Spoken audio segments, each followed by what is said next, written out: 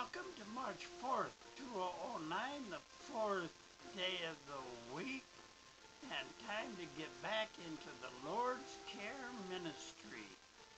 Well, brothers, let's get back in there.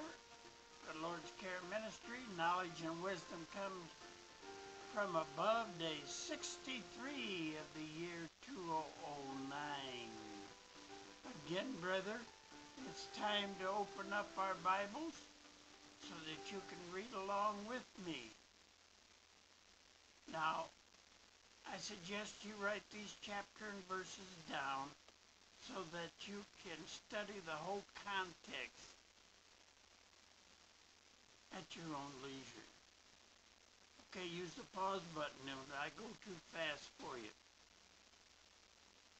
Okay, let's open up to Genesis chapter 49 and verse 15. He bowed his shoulder to bear.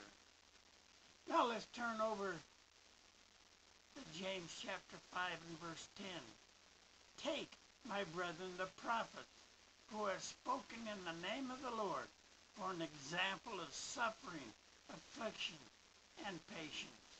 Now let's turn to 1 Corinthians chapter 10 and verse 11. Now all these things happened unto them for examples, and they are written for our admonition, upon whom the end of the world are come. Now let's turn over to Job chapter 2 and verse 10. Shall we receive good at the hand of God, and shall we not receive evil? In all this did not Job sin with his lips. Leviticus chapter 10 and verse 3. Aaron held his peace. Now 1 Samuel chapter 3 and verse 18. It is the Lord, let him do what is seeming good to him. Psalms chapter 55 and verse 22. Cast thy burden upon the Lord, and he shall sustain thee. Isaiah chapter 53 and verse 4.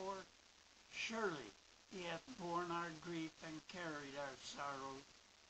Matthew chapter 11 verses 28 through 30. Come unto me, all ye that labor and are heavily laden, and I will give you rest. Take my yoke upon you, and learn of me, for I am meek and lowly in heart, and you shall find rest unto your souls. For my yoke is easy and my burden is light. Wisdom comes from above.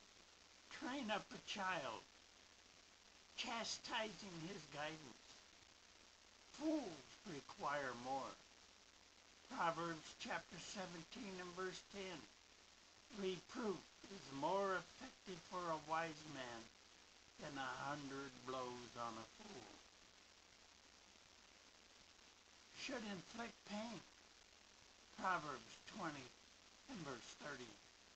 Blows that hurt cleanse away evil, as do stripes in the inner depths of the heart. Harsh and extreme cases. Proverbs chapter 15 and verse 10. Harsh correction is for him who forsakes the way, and he who hates reproof will die. Serves as a deterrent.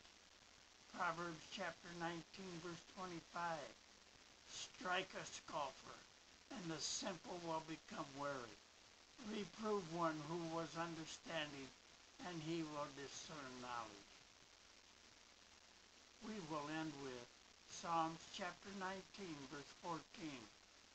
Let the words of my mouth and the meditation of my heart be acceptable in thy sight, O Lord, my rock and my redeemer. You ever take a study on what it says, my rock, who is the rock of your salvation? You will find it Jesus Christ. In God's word only do we trust, never in the tradition of men. Brethren, have you been following that tradition of men? Do you go down on that corner church you have there with the steeple on top and pray before the cross. Go and read Leviticus 20 and see what you should not do at that church on the corner. Read in that whole thing when the Sabbath is that you're not to pray in front of any idol, and the cross is an idol.